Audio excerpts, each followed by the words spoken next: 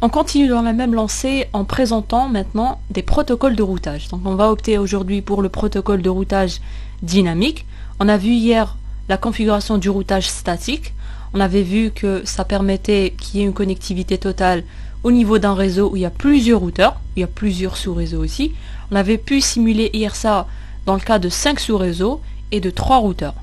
Et on a vu aussi à la fin que c'était une méthode assez contraignante lorsqu'on augmente le nombre de routeurs et on augmente aussi le nombre de réseaux. Pourquoi? Parce qu'il faut saisir à chaque apparition d'un réseau ou bien ajout d'un réseau une commande IP route au niveau de tous les routeurs de la topologie qui ne sont pas directement connectés à ce réseau. Ce qu'il faut aussi ajouter, c'est des commandes qui suppriment des réseaux dans le cas où ces réseaux sont détachés du grand réseau local. S'ils sont supprimés, s'ils sont modifiés, il faut toujours faire la mise à jour de manière manuelle. Donc le routage statique, c'est une façon de créer une connectivité totale au niveau d'un réseau constitué de plusieurs routeurs, et c'est une méthode manuelle faite par un administrateur qui ne change jamais. Donc si je saisis une route, elle sera figée au niveau du routeur. Et donc ça sera toujours le même chemin pour ce réseau, et même s'il est supprimé au niveau de la topologie, la route statique n'est pas supprimée. C'est pour ça qu'il y a eu l'apparition d'un routage qu'on appelle un routage dynamique qui se fait à l'aide de protocoles de routage. Donc les protocoles de routage, ce sont des protocoles qui agissent au niveau de la couche réseau du modèle TCP/IP. Il faut savoir aussi qu'il y a beaucoup de protocoles. Il existe aussi plusieurs familles de protocoles de routage. Donc ce n'est pas l'objet du TP. Pourquoi? Parce que la notion déjà de routage dynamique, c'est une notion de réseau IP avancé. Là, on est en train de faire des notions de base. Et concernant les notions de base, on va juste apprendre le protocole de routage dynamique, donc le premier qui a été inventé, et le plus pédagogique, le plus simple à configurer aussi. Il faut se mettre aussi dans la tête que ce n'est pas un protocole qui est utilisé de nos jours. Pour avoir plus d'informations concernant les protocoles de routage dynamique, il y a justement des vidéos dédiées pour chaque protocole de routage. Il y a aussi un cours qui a été élaboré concernant le protocole de routage qu'on va voir aujourd'hui, donc le protocole RIP. Et il y a beaucoup d'informations concernant ce protocole. Donc il y a des notions assez avancées, des commandes aussi assez avancées qu'on ne va pas voir aujourd'hui. Pourquoi? Parce que cette vidéo est dédiée aux étudiants en licence, ceux qui ne connaissent rien du tout concernant le routage et qui veulent juste configurer un routage qui marche, sans configurer des notions avancées. Et donc c'est la vidéo qui leur est dédiée. Après, si on comprend toutes les notions au niveau de cette vidéo, on peut aller vers des choses avancées. Donc pour le programme de licence, ça se termine ici. On ne va pas plus loin au niveau des réseaux. On peut voir maintenant les protocoles de routage dynamique avancés au niveau de modules de réseau IP avancés qu'on fait en master. Alors, on va essayer de recréer la même topologie d'hier. Donc 5 réseaux. Donc on avait comme ceci 4 équipements terminaux. Donc si je me rappelle bien, ça c'était le LAN 1. Ensuite ici, on avait le LAN 2. Ensuite on avait le LAN 3. Le LAN 4 aussi. Donc le 4, je pense qu'il était là, lorsqu'on avait ajouté une interface au niveau du routeur. Et le LAN 5, il était là. Donc on va reproduire très rapidement la topologie. On ajoute les commutateurs. Pour LAN 1, ça c'est pour LAN 2, pour LAN 3, pour LAN 4 et pour LAN 5. On ajoute aussi les routeurs. Donc des routeurs packet tracer, PT router. Donc un entre les 3 réseaux ici. Un ici et un ici. Alors, ce qu'il faut faire, c'est ajouter une interface au niveau de ce routeur. On va l'éteindre. L'interface, c'est celle qui se termine par CFE. C'est une interface Ethernet. On allume le routeur. On commence à faire les différents branchements. Donc, on relie le premier switch avec les 4 PC.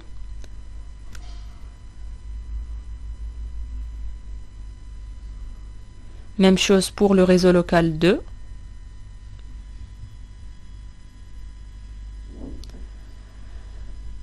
Ça nous permet aussi de réviser. Et à chaque fois qu'on répète les mêmes étapes des TP1, 2, 3, etc., on apprend déjà les commandes et on arrive maintenant à les mémoriser. Donc on n'a plus ce temps d'attente pour trouver qu'est-ce qu'il y a après enable, etc. Donc à force d'utiliser la commande interface, à force d'utiliser la commande IP adresse, etc. Donc on arrive maintenant à mémoriser les configurations des équipements. Et c'est ce qui est, c'est l'objectif aussi. Voilà, on a câblé les réseaux locaux. On câble les réseaux entre eux. Donc, entre LAN 0, LAN 1 et LAN 2. LAN 6, LAN 5, pardon. Relié à l'interface 6/0, donc c'est la même qu'hier. Voilà, LAN 2 avec LAN 3. Et LAN 3 avec LAN 5. On va faire rapidement les adressages, donc la création des 5 réseaux logiques. Alors, 192.168.1.1, masque/24, on va directement saisir l'adresse de la passerelle qu'on devra mémoriser pour après. Voilà, 1.2. Si on avait beaucoup de PC au niveau de la topologie, ça aurait été bien par exemple d'opter pour un serveur DHCP de niveau 7. Juste l'activer, arranger la plage, la passerelle et juste activer DHCP au niveau des PC. Mais c'est pas grave, c'est pas quelque chose de compliqué. 1.4, 1.254,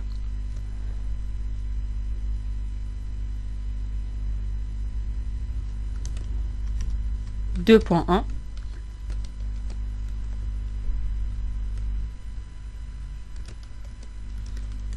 2.254, 2.2,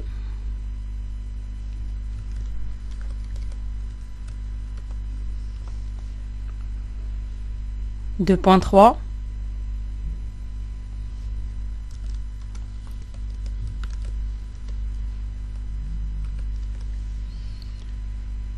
et enfin 2.4 pour le dernier équipement terminal du deuxième réseau local. Troisième LAN, donc 3.1, 3.1 pardon, 3.254, 3.2,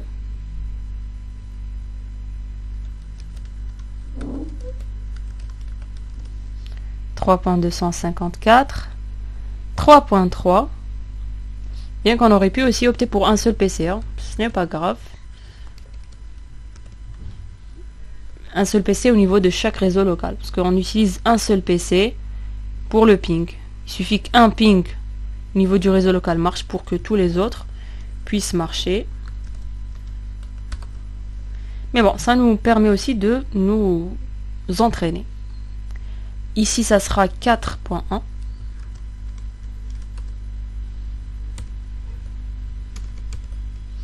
Et donc, durant tous ces TP, parce que c'est la fin, on a opté pour la même topologie qu'on a vu grandir au niveau des TP routage et qu'on a configuré de la même manière. On a toujours opté pour le même type d'adressage. On a pris des protocoles au niveau de ces mêmes topologies. On n'a jamais changé l'adresse 192. C'est juste pour ne pas faire en sorte que les étudiants se perdent. Parce qu'à chaque fois, si on opte pour une adresse, il y a déjà un petit temps de concentration pour trouver les plages, etc. Donc là, les plages, on les a appris par cœur, les a apprises par cœur. Et ça permet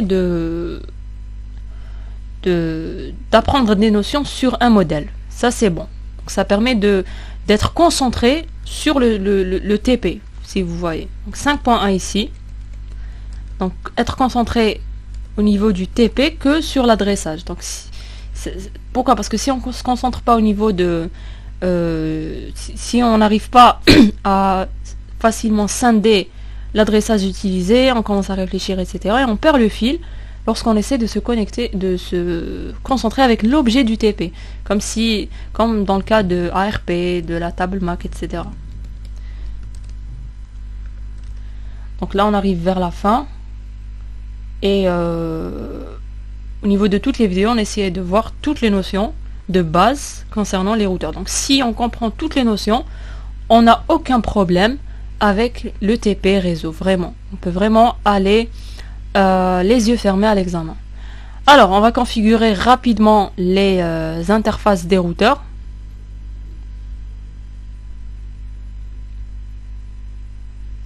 au niveau de PC1. Donc ça, on va juste mettre la fenêtre comme ceci pour qu'on puisse voir les interfaces en parallèle sans aller revenir. Alors no, enable, configure terminal, fast ethernet 0/0, on va lui donner l'adresse 1.254, celle qu'on a saisie au niveau des passerelles, des PC. On va l'allumer, on quitte ce mode, on se connecte à la deuxième interface, qu'on va lui donner une adresse du deuxième réseau.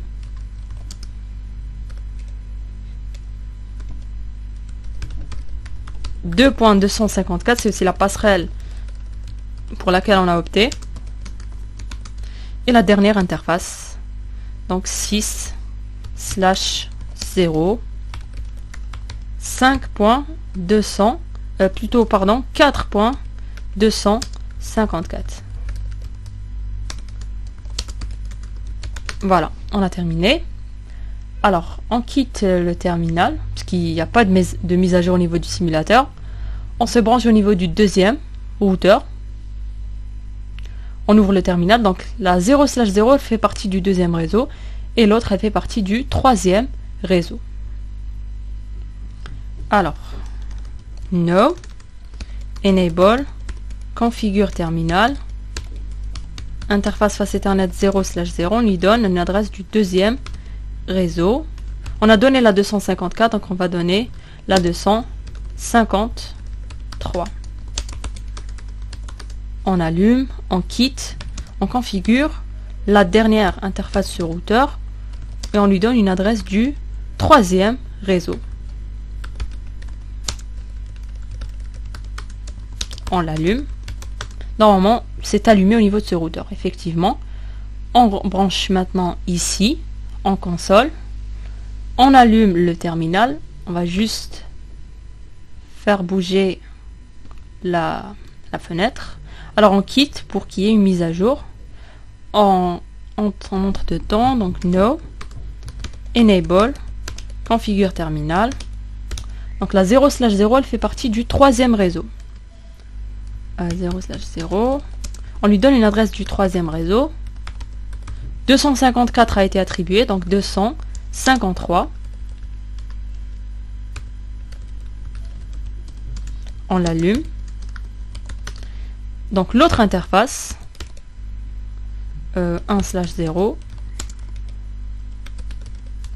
elle fait partie du cinquième sous-réseau. Donc 254, c'est la passerelle qu'on a saisie au niveau des PC. Voilà, donc on a terminé avec la configuration des trois routeurs. Et donc là, on a un réseau qui est configuré. Mais le routage manque.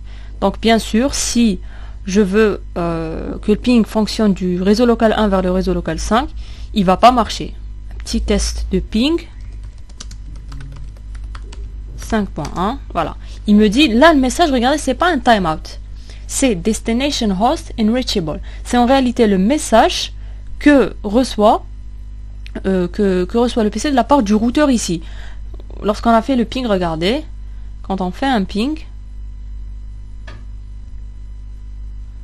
de là à là, donc je vais vers le routeur.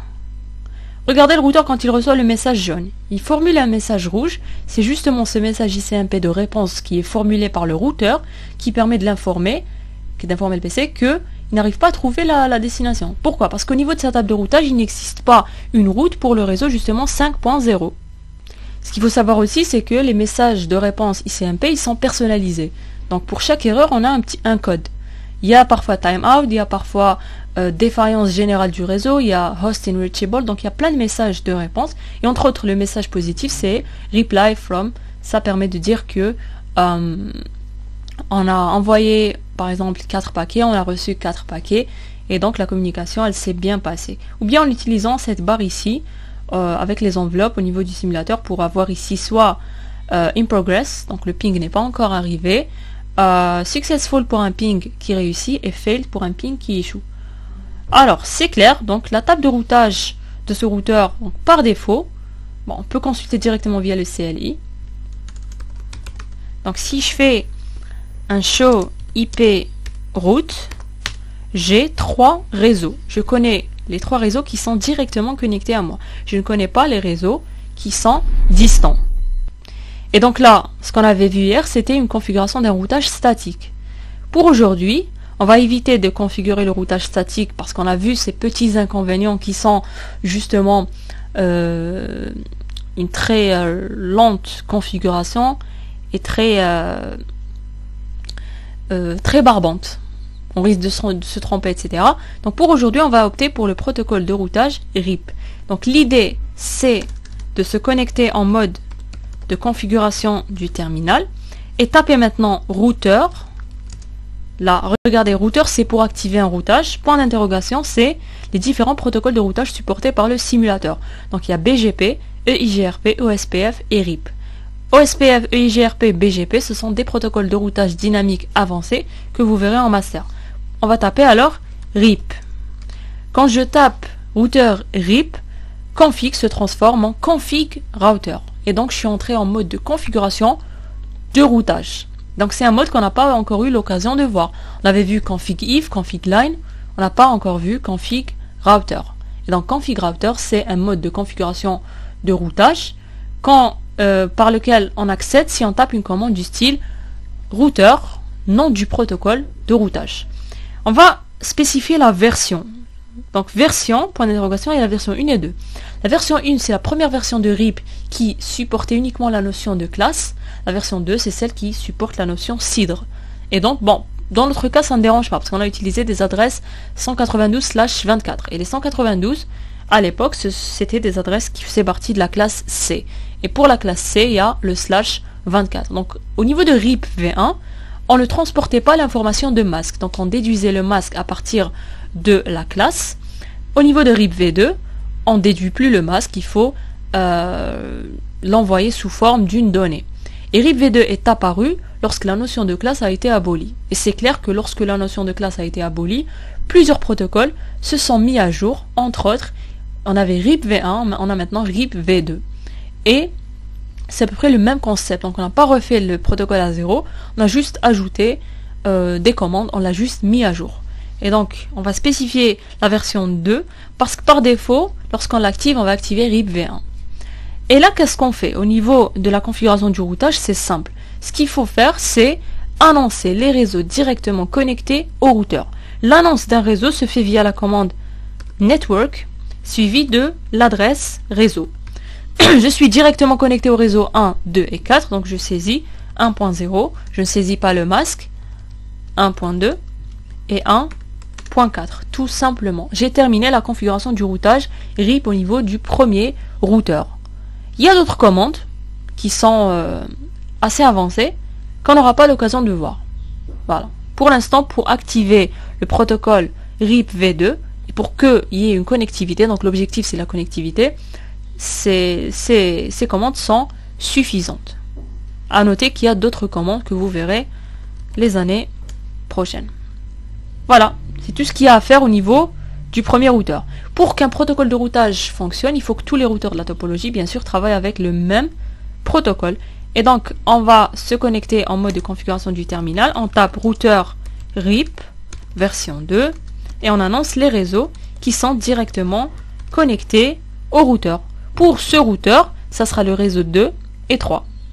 Donc 2.0 et 3.0, tout simplement. Pour le dernier routeur, même chose. Exit, routeur RIP, version 2, network, je suis directement connecté au réseau 3 et au réseau, normalement, 5. Voilà, 3 et 5. Donc 3.0 et 5.0. Alors, l'idée derrière le protocole, les protocoles de routage, c'est une information mutuelle des routeurs, des réseaux qu'ils connaissent. Au niveau de l'annonce, lorsque j'ai tapé les commandes network, je suis en train de formuler mon message RIP. Donc, il y a des messages RIP que les routeurs vont s'échanger entre eux de manière dynamique pendant un certain laps de temps, donc chaque delta T. Et quand ce routeur va recevoir un message de R0, R1 va se rendre compte que R0 est relié au réseau 1, 2 et 4. Et donc il va ajouter les réseaux 1 et 4, parce qu'il connaît déjà le 2, à sa table de routage. Ensuite celui-là, il connaît le réseau 1, 2, 4 et 3. Il va informer le prochain routeur de l'existence de tous ces réseaux, à part celui-là bien sûr qui est directement connecté à lui. Et ce routeur va mettre au niveau de son message RIP le réseau 5 et 3, et 5 sera propagé aux autres routeurs. Donc pour que le routage prenne effet, ou bien fasse effet, il faut attendre déjà qu'il y ait cet échange de messages entre les différents routeurs pour justement remplir les tables de routage de manière dynamique. On peut par exemple lancer le mode simulation, avancer un peu dans le temps, et essayer de récupérer ces messages RIP qui sont en train d'être bien avancés ici, échangés entre les différents routeurs. Voilà, je viens de les apercevoir. Donc on a celui-là. Non, c'est un message DTP.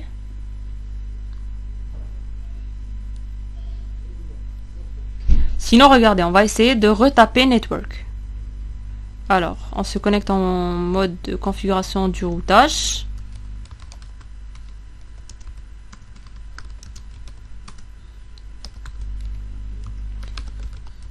.4.0, c'est juste pour voir les messages. Ah non, je pense parce qu'on l'a déjà saisi. Ou bien on va mettre un no network. Ensuite un network. Voilà. Regardez quand j'ai saisi network. Il y a des messages RIP v2. Si je les consulte, qu'est-ce qu'ils contiennent? Donc c'est des messages encapsulés dans des trames utilisant le protocole IP. Donc là il n'y a ni TCP ni UDP.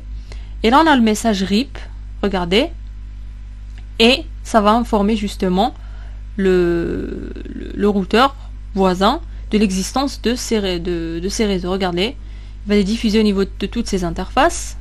C'est des messages de diffusion. Et donc à partir de là, ce routeur a été informé de l'existence du réseau 4.0 parce que j'ai tapé justement la commande 4.0. Si on revient en mode real time et on affiche maintenant la table de routage, show IP route, qu'est-ce qu'on a? On a les trois réseaux directement connectés, donc c'est le 1, le 2 et le 4. Les réseaux 2 et 5 que je n'ai pas configurés, ils ont été ajoutés de manière dynamique. Et on a le symbole ici R, R pour protocole RIP. Donc ce sont des routes apprises dynamiquement par le protocole RIP. Et là c'est le temps qui reste pour envoyer justement un nouveau message de mise à jour.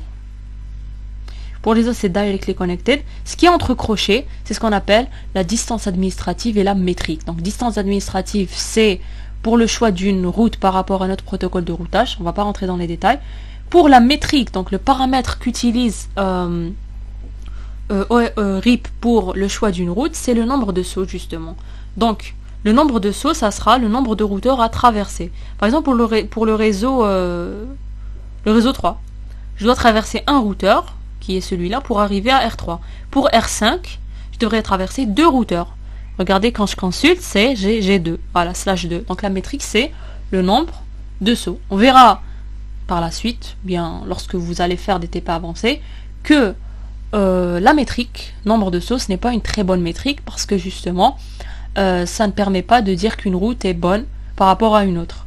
Donc on va choisir aussi au niveau de RIP, on va choisir la route avec la métrique la plus faible, avec le nombre de sauts le plus faible. Et donc ce n'est pas une bonne métrique parce qu'on peut avoir une route avec un faible nombre de routeurs, mais avec un débit qui est très bas. Et avec une autre route où il y a beaucoup de sauts à traverser, mais une meilleure bande passante, là c'est la route avec la meilleure bande passante serait normalement privilégiée. Et donc c'est pour ça que RIP a été abandonné au profit d'autres protocoles de routage qui utilisent des métriques qui sont en relation avec la qualité de service, notamment OSPF qui utilise la métrique de débit. Voilà, ça c'était juste une parenthèse. On consulte maintenant la table de routage du deuxième routeur. Show IP route. Voilà, 3 routes apprises par le protocole RIP avec la même métrique, un saut. Voilà, donc on a une table de routage qui est complète. Et là on a aussi show IP route. Voilà, on a l'ajout de 3 lignes de manière dynamique. Voilà, et c'est à lui seul de trouver l'adresse du prochain du routeur voisin. Donc ce n'est pas à nous de le configurer manuellement. Donc ça c'est quelque chose de meilleur par rapport au routage statique. Et donc l'idée c'est, derrière, c'est un échange de messages entre les routeurs pour qu'ils puissent remplir dynamiquement leur table de routage. Alors ça a un petit inconvénient en termes de sécurité. Lorsqu'on véhicule des messages de routage, c'est une donnée qui est assez confidentielle, si un attaquant se positionne au milieu, s'il écoute, s'il est sur écoute et qu'il intercepte les messages RIP, il pourra déduire les contenus des tables de routage de tous les routeurs. Il pourra par la suite aussi déduire la topologie. Donc on peut connaître la topologie à partir de tables de routage. On l'a vu déjà en TD l'année passée. C'est pour ça qu'il y a eu un autre mécanisme qui permet de sécuriser le routage dynamique. Donc tous les protocoles de routage dynamique sont vulnérables à ça justement. C'est l'interception des messages de routage, des messages de mise à jour. Donc il y a eu une petite amélioration, c'est l'ajout de chiffrement ou bien d'authentification aussi. Alors RIP-V2 prend en charge ça. RIP-V1 ne le prenait pas. Pour ESPF et EIGRP, etc., ils prennent aussi ça en charge. C'est l'avantage justement et la force du routage statique. Le routage statique, c'est un routage sécurisé. Pourquoi? Parce qu'il est saisi au niveau d'un routeur. Donc c'est quelque chose qu'on est en train de saisir de manière manuelle et qui ne sort pas du routeur. Donc c'est une information au niveau du routeur. Donc protéger le routage statique revient à protéger juste l'interface en ligne de commande du routeur. Donc interdire l'accès en mode utilisateur privilégié, mettre des mots de passe au niveau de l'accès console, de l'accès telnet, etc. Donc il suffit de sécuriser l'accès au routeur pour sécuriser le routage statique. Donc on peut l'utiliser aussi le routage statique dans le cas de très petits réseaux et de réseaux où on veut vraiment pas qu'on intercepte les messages de mise à jour.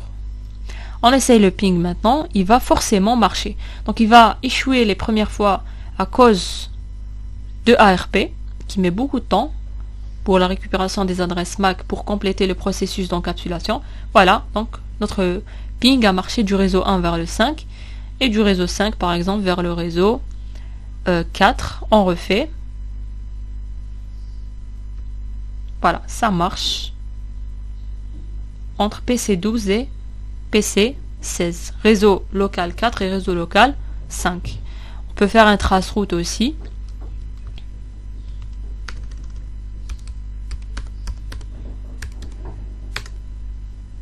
Voilà. Et en mode simulation, on peut voir aussi comment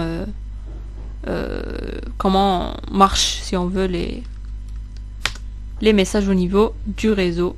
Alors, PC0 vers la passerelle, vers le saut, ça revient. Voilà, et on a en bas, enfin on a au niveau du CMD la réception d'un premier reply. Donc pour sous Windows, on envoie 4 paquets, on est censé recevoir 4 réponses ICMP. Voilà, on rebascule en mode real time, on est en train de recevoir les 4 replies. On peut aussi consulter la table de routage en graphique et on a ici le symbole R. Donc c'est à partir du symbole qu'on pourra savoir quel type de protocole a été utilisé au niveau a été utilisé comme protocole de routage. Donc R pour RIP, E pour EIGRP, O pour OSPF. Il y a d'autres protocoles, il y a le protocole ISIS, il y a les protocoles BGP, il y a différentes familles de protocoles, les protocoles à vecteur de distance, les protocoles à état de lien. Et donc ça, c'est quelque chose que vous verrez en master. Donc si vous maîtrisez ces notions, une configuration basique du routage, c'est quelque chose de suffisant. On peut voir aussi que RIP est activé grâce à la commande show IP protocols. On verra ici que ils nous disent que routing protocol is RIP. On nous dit que RIP c'est le protocole de routage qui est activé au niveau de ce routeur. On peut aussi voir les interfaces. Ça peut aussi nous renseigner sur la configuration de... Ouais, sinon on va faire un brief. Voilà. Non, le brief donc show... Donc par exemple fast ethernet 0/0.